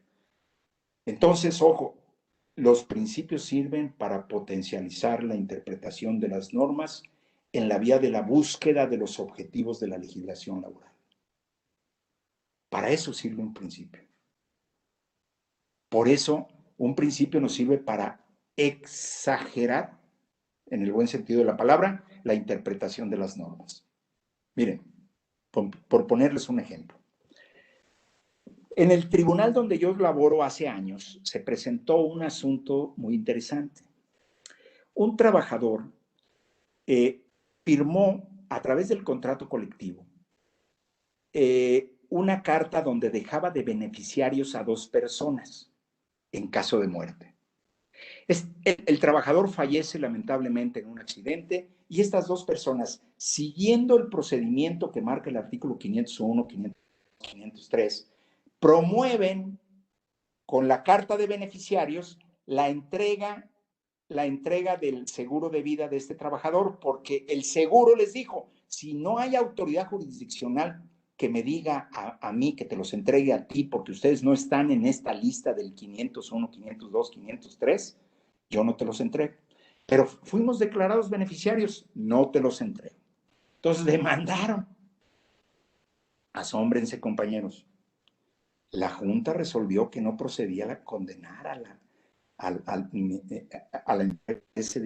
estas personas, porque de una lectura rigurosa de la ley, ellos no se encontraban en los supuestos de la ley, dado que, uno, el primero de ellos, según manifestación del que lo dejó como beneficiario, era Antonio Sánchez y Juan Pérez. Eran pareja que venían viviendo juntos desde hacía tiempo sin estar todavía reconocidos legalmente. Y el otro era un sobrino del fallecido que dependía de él económicamente para que concluyera unos estudios, pero ya tenía más de 25 años de edad. Entonces la discusión fue, no se encuentran en la lista del 501, 2, 3, no me acuerdo en qué número de esos está, pero hay una disposición, testamentaria, evidente, que no está demostrado que fue tomada bajo presión, que no tiene vicios de la voluntad. La Junta dijo, no. Desde el punto de vista laboral tienen derecho estos y de aquí no me salgo. Y el IMSS estaba contentísimo, porque si no quedaba en manos de ellos, pues el IMSS era el que se iba a beneficiar. Cuando la propia ley de una lectura rigurosa, como la hizo la Junta en el otro sentido, hubiera dicho, el IMSS no tiene derecho a venir a pelear nada. Porque la ley dice, en ausencia de los anteriores, el IMSS. Por lo tanto, el IMSS se tiene que quedar sentadito y sin pelear, esperando a ver si la autoridad decide si hay o no beneficiarios. Y si ya hay, entonces el IMSS dice, dado que ya se siguieron todos los procedimientos y no hay, dámelo a mí. Bueno, se resolvió así. Se vinieron al amparo, compañero. La discusión en el tribunal fue muy rica, muy importante. Afortunadamente tenía un compañero que venía del medio civil y entonces familiar, manejaba toda la teoría de esto de manera puntual, etcétera. Porque yo sostenía que si nosotros apelábamos a los principios y a las características del derecho del trabajo, la designación de beneficiarios no requería que se pasara por la aplicación del artículo de la ley laboral, porque ya hay manifestación expresa por encima de la propia ley, que es la voluntad del trabajador. Que en segundo lugar, si el objetivo era proteger a la familia de ese señor era esa y no otra. Esa era su familia. Por favor, moralmente no podemos estar juzgando, compañeros. Eso es inadmisible, que porque sí o porque no. Y entonces, si trataba de proteger a la familia, si era una voluntad manifiesta por encima de la ley, debería entregarse el dinero. Perdí la votación, compañeros. Estoy hablando de hace años. Hoy nos parece obvio, pero en aquella época la formalidad, y todavía prende en muchos lugares la formalidad, esa formalidad que además no es tan formalidad, pero hasta ahí dejo el comentario, en donde dice, no está en la ley, no demostró ser dependiente, no demostraron, no aplica. Y lo perdí 2-1. Fíjense, si eso se juzga, hoy lo vemos sencillo, pero si se juzga a partir de los principios potencializadores, de las características del derecho del trabajo, nos damos cuenta que hubiera sido extraordinariamente sencillos de resolver el asunto, porque lo que se interesa el derecho del trabajo es en proteger a la familia del trabajador y al propio trabajador en su salud. Y hacia allá debe ir encaminado. Y por lo tanto, el camino entre esa formalidad de la ley y la decisión la encamina el principio de protección tutelar de la familia. Eso ya existía en ese tiempo, pero obviamente tuvieron que venir tiempos nuevos de 2011 y los derechos humanos y toda esta discusión para que esto también fuera tomándose conciencia de ello.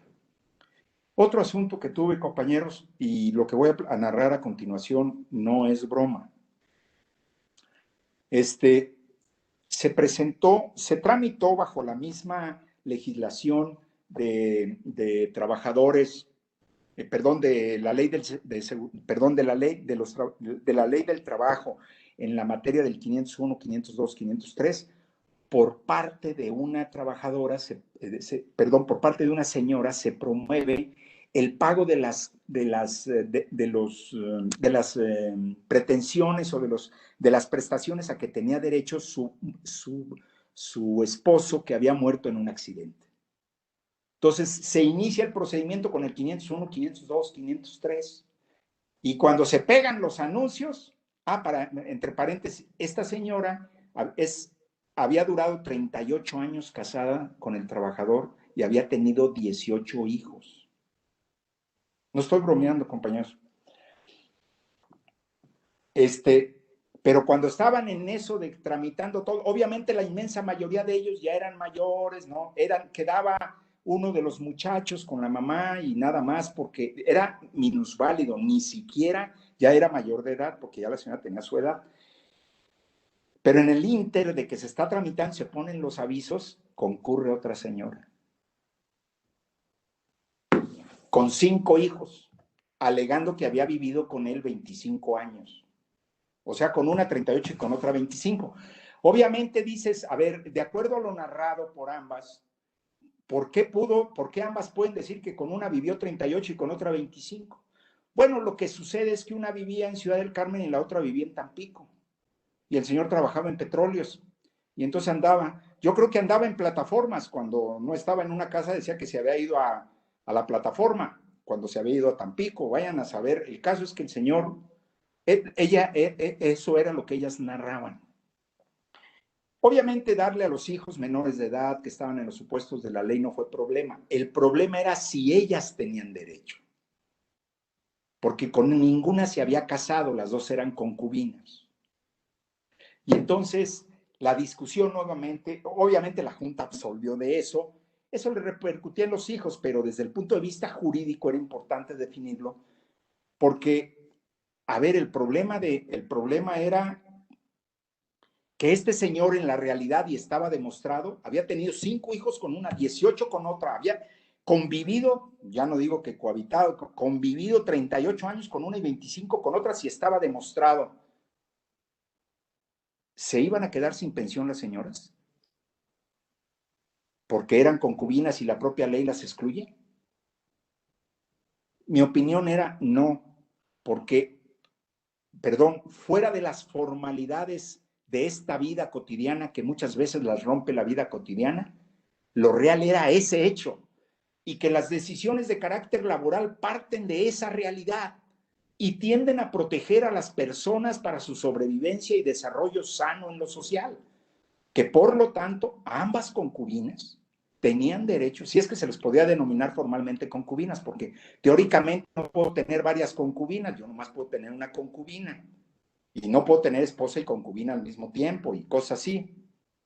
Si se les pudiera denominar así, ambas habían convivido con él y tenían derecho, porque haya sido o no dentro de la formalidad civilista, lo cierto es que esas eran las familias del trabajador. Y ambas familias y ambas personas merecían la protección que la ley les confiere. Por lo tanto, mi propuesta fue que se dividiera la pensión que correspondía en 2 y se les diera 50% a cada una. También ese lo perdí, compañeros. No tengo empacho en decirlo, porque nuevamente se hizo una interpretación en donde se dijo, no, la ley expresamente excluye cuando hay estas circunstancias. Y entonces perdí esa votación también. Y entonces 2 mujeres que habían convivido con este hombre durante más de 20 años, una más de 30, se quedaron sin pensión, compañeros. Desprotegidas las columnas de este hombre, perdón, porque las familias se desarrollaron gracias a esas mujeres. Y entonces vean ustedes como una interpretación muy formal, muy de estricto derecho, muy técnica, dirían los enterados, lo único que hacen es no realizar la verdadera justicia que persigue el derecho social, que es la protección de esa familia, la protección de estas personas. E insisto, este tipo de cosas no se deben juzgar desde la moral. Ahí habrá a quienes no les importa esta circunstancia, habrá a los que sí les importe, pero el derecho no puede manejarse por la moral. Cuando menos es mi posición, ya sé que esto teóricamente da para muchas discusiones. Pero en el caso concreto era evidente que lo correcto, bueno, desde mi punto de vista, de la consistencia de la aplicación de los principios del derecho laboral que marcan que se debe privilegiar la realidad sobre la formalidad, no solamente sobre el procedimiento, también es sobre la decisión judicial, vistos los objetivos de protección del trabajador y de su núcleo familiar y del sano desarrollo de ellos, porque al lograrse eso, se logra en todos, se logra el sano desarrollo de toda la sociedad. Era darles una pensión a cada una de ellas. No que ahora estas señoras, si todavía viven, están dependiendo de lo que los hijos de buena gana les dan.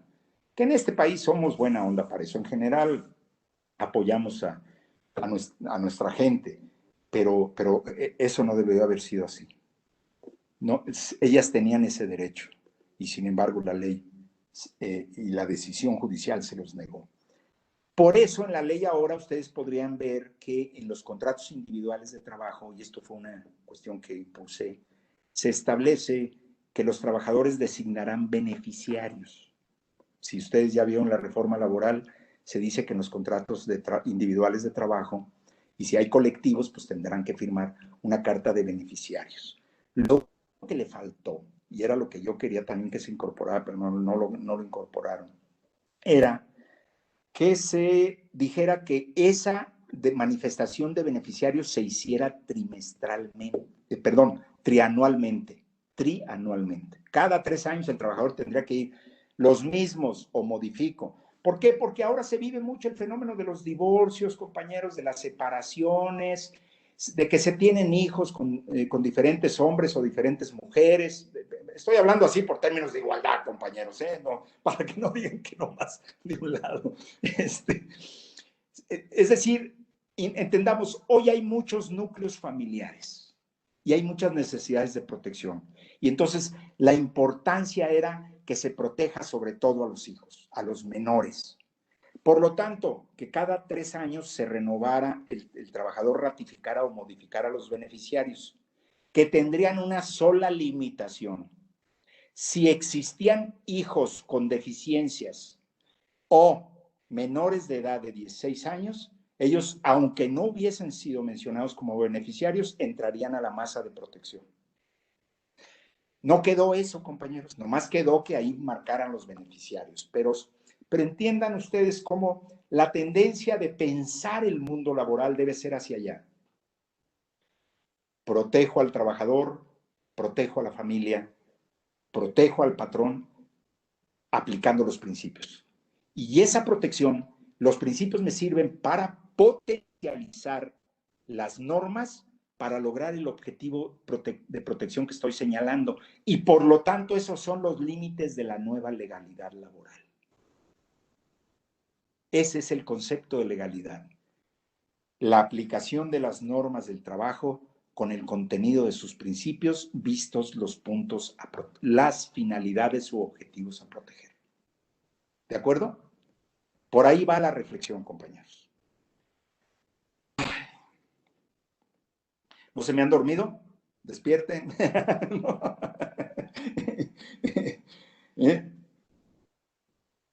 Cuando doy las clases en vivo les digo, si se llegan a dormir no tengo inconveniente, nomás no ronquen para que no me vayan a despertar al de al lado. Pero ahorita, compañeros, no hay problema, pueden roncar, van a despertar a los de su casa, no hay problema. ¿Bien? Entonces, no hay problema. Bueno, ese es el de legalidad. Vean cómo pues el de legalidad ya adquiere una dimensión a mi juicio, que puede ser novedosa, con contenidos nuevos, si le damos la dirección o el camino que yo solamente en un brochazo les estoy mostrando. Bien, ese es un principio. Ay, déjenme tomar tantita agua, por favor, porque...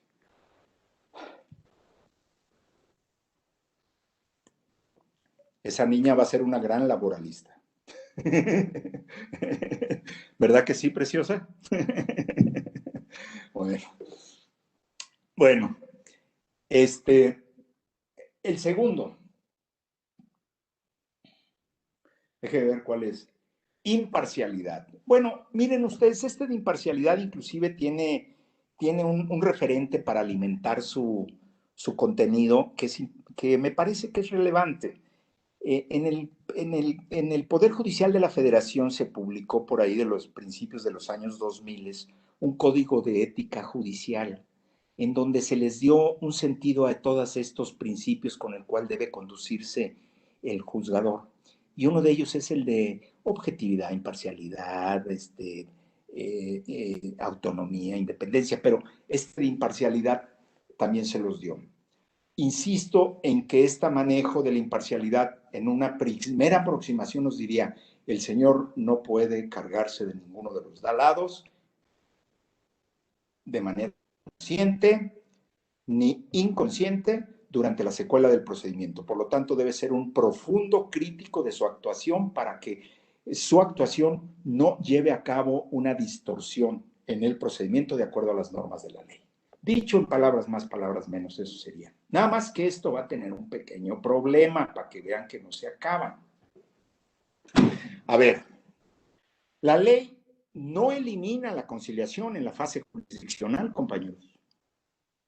Es más, la ley dice que el juez debe ser un conciliador proactivo del procedimiento, dentro del procedimiento jurisdiccional. Debe buscar la conciliación. Por lo tanto, esa conciliación, si tiene que observar el principio de imparcialidad, no puede hacer propuestas de conciliación que se carguen para uno u otro lado. Nada más que eso es bien complicado, compañeros. ¿Qué pasa si yo como juez le digo a las partes, oigan, les recomiendo que concilien en horas extras? Bueno, pues el abogado del patrón va a decir, ya me va a condenar, me está presionando para que concilie, y el del trabajador dice, ya, creo que ya la gané, mejor no. Y fíjense que el juez nomás dijo, concilien. Yo hice un viaje, bueno, estuve haciendo estudios sobre procedimientos laborales en Latinoamérica y en España.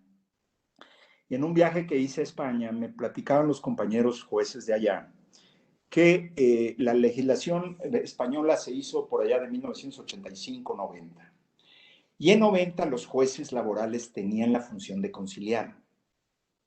Uno de los principales problemas que enfrentaron y que vamos a enfrentar nosotros acá es el fenómeno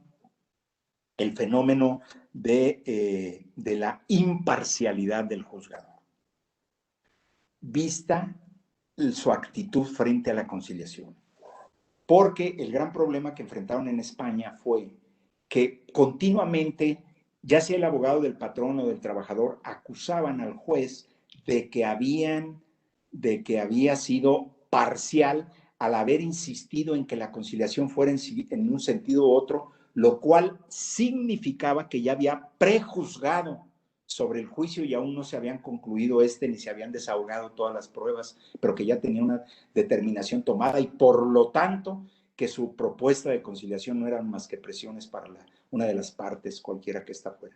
Y que eso fueron multitud de críticas durante años, hasta que ellos dijeron, bueno, vamos a hacer una cosa, que el juez ya no concilia. Eso no quiere decir que dentro del juicio no se pueda conciliar, pero cambiemos al sujeto que se va a hacer cargo de la conciliación. Y entonces lo que en España señalaron lo siguiente: lo que sería el equivalente al secretario instructor en México es el que se encarga en España de la conciliación. Y entonces, si las partes quieren conciliar, Él los reúne previo a la hora en que va a iniciar su audiencia de juicio, les intenta conciliar y si llegan a una conciliación con ese secretario instructor, allá tiene otra denominación, por supuesto, elaboran un convenio y entran a sometérselo a la consideración del juez, que el juez solamente lo sancionará en términos de derecho, pero el juez no intervino. Si no concilian en esas pláticas, entran al juicio y el juez se cumplió la fase de conciliación dentro del procedimiento, pero no se comprometió la imparcialidad del juez, que sí fue muy combatida de que sí se altera la imparcialidad del juez al no ser proactivo. Y ese es otro de los problemas que vamos a tener. En España tuvieron que cambiar la ley y España es un país mucho más desarrollado. Cuando yo estaba por allá platicando este tema, me decían, les dije, oiga, y su procedimiento, ya les platicaré en algún momento cuánto dura el procedimiento, cómo es el procedimiento español. Pero les decía, ¿cuánto dura el juicio? Dice, de que se presenta la demanda, dice, miren, cuando las normas entraron en vigor en 1990, duraban 2 meses y medio en que entraba la demanda y se dictaba sentencia. Pero se ha venido judicializando el conflicto laboral, se han aumentado mucho los asuntos y estamos muy preocupados, porque ahora duran 1 año, señor magistrado. 1 año, imagínese, eso es demasiado. ¿En su país cuánto duran, magistrado? Les decía, ¿qué quieren? ¿Que les eche mentiras o les diga la verdad? Les dije, pueden durar. Les dije, miren, yo hice una investigación en 2012 de la duración de un juicio, de que entraba la demanda a la Junta, a que se dictaba la resolución. Separé 100 asuntos federales y 100 asuntos locales de la Ciudad de México. Hice muchísimas mediciones, pero hice esa medición. Del día que entró la demanda, al día que se dictó el primer laudo, que no terminaba el juicio, y tan no terminaba que los tenía yo en amparo. Si yo amparaba, el juicio se iba a reponer, o si amparaba mi tribunal, perdón. Y entonces me di cuánto había durado ese tiempo, y en aquella época encontré que habían durado 4 años, 1 mes, 19 días, entre que entró la demanda y se dictó el primer laudo.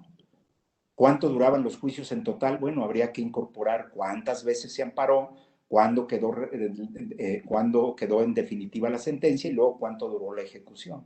De tal manera que en mi país podría pensarse, en la Ciudad de México, que en promedio entre jurisdicción y ejecución, jurisdicción y ejecución, por llamarlas así coloquialmente, podríamos durar 5 o 6 años en cada juicio. No daban crédito a lo que yo les estaba diciendo. 16 años, pues perdónenme, magistrado, pero eso es uno hacer justicia. Pues sí, esa es la realidad. Por eso estoy estudiando esto, porque me interesa cambiarlo. Yo estoy hablando del 2008, compañeras, cuando andaba ya en eso. No, 2008 no, en 2014 fue eso. Pero desde 2008 empecé yo a ir a Chile, Argentina, Venezuela, Colombia, Uruguay, a ver los sistemas de justicia, porque allá todos esos sistemas se establecieron desde principios de siglo. Y la OIT impulsó y apoyó muchísimo que se modificaran los sistemas. Y en México se invitó a que lo hicieran y México no quería. Hasta que no llegó Barack Obama, como les platico, y dijo, se acabó, me lo cambian. Bueno. Imparcialidad, pues, es otro de los principios que tendrán que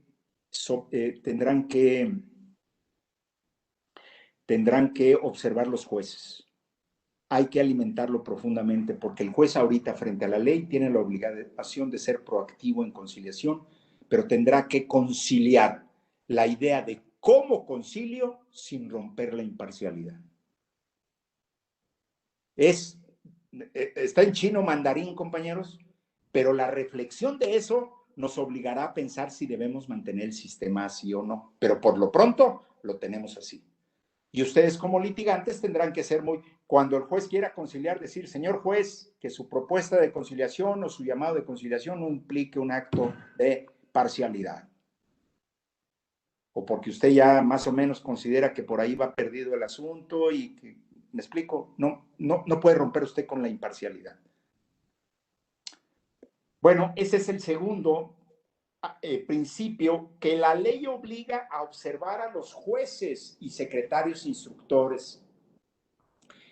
Transparencia, creo que ese no tiene mayor problema, compañeros, pues significa pues que todas las actuaciones que se hagan durante el procedimiento, las partes y la sociedad tienen derecho a conocer que sean hechas correctamente, a tener conocimiento de las mismas, a llevarlas a cabo con absoluta claridad. Yo recuerdo hace años, ustedes lo saben también, los que ya tienen algunos años en el litigio, que los tribunales colegiados antes sesionábamos privadamente. Y durante la presidencia del señor ministro Luis María Aguilar, se inició un procedimiento para verificar la calidad de las sesiones privadas que llevábamos a cabo y se intentó poner cámaras para que nos grabaran.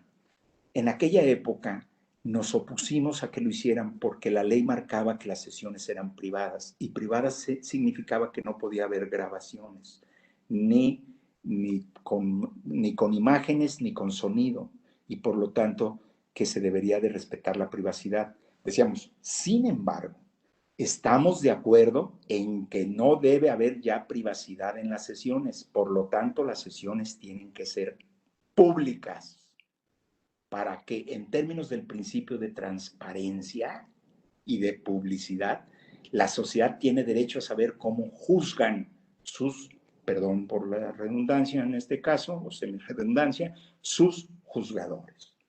Y entonces el presidente, que ya iba a colocar las cámaras, lo que hizo fue promover una reforma a la ley de amparo y se determinó que las sesiones de los tribunales colegiados iban a ser públicas y por lo tanto se iban a grabar en imagen y en sonido para que quedaran constancia de ellas, como ustedes saben que sucede ahora. Yo creía, déjenme platicarles, que cuando se hicieran públicas, las salas de sesiones nuestras se iban a abarrotar de estudiantes de las facultades de Derecho interesados en saber cómo se juzgaba, que iban a decir, quiero oír cómo los magistrados federales discuten un asunto, quiero oír cómo lo argumentan, quiero oír cómo es la litis, qué se propone, cómo se discute, cómo se vota, etcétera, etcétera. Miren, yo en Chile estuve en un juzgado laboral, lo que sería equivalente aquí a un tribunal laboral. En un edificio de 6 pisos había 40 tribunales, muy, muy modestos. Pasaba uno por la calle y el edificio ni siquiera se daba uno cuenta que era tribunal, que era de tribunales. Pero por dentro, los pasillos de los tribunales hervían de gente entrando a diferentes audiencias. Las audiencias siempre estaban llenas, porque la gente, el trabajador, sus familiares, el patrón, sus familiares, estudiantes de las facultades que los enviaban a hacer tareas, estaban presentes y tenían que reproducir la litis y cómo se levantaba una testimonial y una confesional y todas estas cosas que no me toca darles a mí lo de las pruebas, pero que les comentaré 2 detalles en la medida en que avancemos los procedimientos llenos. En México es hora que vacíos. Esporádicamente, cuando yo llegué al tribunal del que formo parte ahora, se le pedía a la persona que solicitaba entrar a la sesión que diera el dato de qué asunto era el que quería escuchar. Yo dije, a ver, espérenme, ¿cómo que se les pide eso? ¿Para qué? El señor puede entrar y salir a la hora que le dé la gana. Lo único que está obligado es a guardar respeto. Punto. Se acabó. Y entonces, pues ya no se les pregunta, ¿no? Entonces, yo una invitación que hago a todas las personas que estén vinculadas con la academia es que inviten a sus alumnos a que vayan a las sesiones de los tribunales laborales a oír cómo se resuelven los asuntos, o de los tribunales para oír cómo se resuelven, cómo se argumentan. Aquí en México se dio la costumbre, ya casi con esto termino, de que algunos tribunales empezaron a presesionar. O sea, llevaban a cabo una sesión privada y luego ya se presentaban a una pública donde pues nomás hacían como que era pública. está prohibido por los lineamientos de la ley y del Consejo de la Judicatura. De tal manera que las barras vigilantes de una buena y regular actuación de los tribunales debería de denunciar estas cosas cuando advierta que existen. No digo que lo hagan en el individual un abogado para que no lo señalen, pero la barra de abogados de Yucatán manifiesta, bueno, de México manifiesta que el 16º Tribunal Colegiado precesiona y que nos manden a la hoguera, porque precisamente uno de los principios fundamentales es enfrentar a la sociedad en la decisión judicial que uno está tomando. Es dar la cara y decir, estoy decidiendo así porque estos son mis argumentos. Y si soy capaz de sostenerlos en privado es porque soy capaz de sostenerlos en público. Si no, ¿qué valor tiene? En fin, esto de la transparencia pues va encaminado a eso y yo creo que hay que ayudarle a que se lleve a cabo definitivamente. En el mundo del procedimiento laboral, la transparencia y la publicidad van acompañadas y se constituyen en el elemento para que se diga que los jueces laborales que no presencien una de las fases de la audiencia en donde estén participando y por alguna razón se ausenten, esa fase no tiene validez. Que ya tendrá que involucrarse con otros principios que en su momento discutiremos. Quiero parar aquí, vamos a terminar estos principios y vamos a ingresar a los principios marcados en el 685. Si ustedes tienen preguntas, yo les pediría que se las hagan llegar a Silvia o a Fer, y que ellos me lo hagan llegar, por favor, por email, y con todo gusto yo me tomaría 10, 15 minutos para comentarlas en la sesión del próximo sábado a las 9. Les agradezco de veras infinitamente que me hayan tenido paciencia, que me hayan escuchado. Deseo sinceramente que les haya sido útil y si no, perdónenme. Les mando un abrazo a todos y les deseo mucha salud. Nos vemos el sábado. Gracias. Muchas gracias, magistrado. Nada más les recuerdo que el viernes se les envía la clave para la clase del sábado. Por favor, estén muy pendientes. Si no les llegan, que me avisen y enseguida se las van a mandar. Con todo gusto. Gracias, buenas tardes. Gracias. Que estén muy bien. Hasta luego. Gracias, buenas noches. Hasta luego. Gracias, Hasta luego, magistrado. Hasta luego, que estén muy bien. Un abrazo para todos. Gracias. Gracias, Buenas abogado. tardes. Al contrario. Buenas tardes.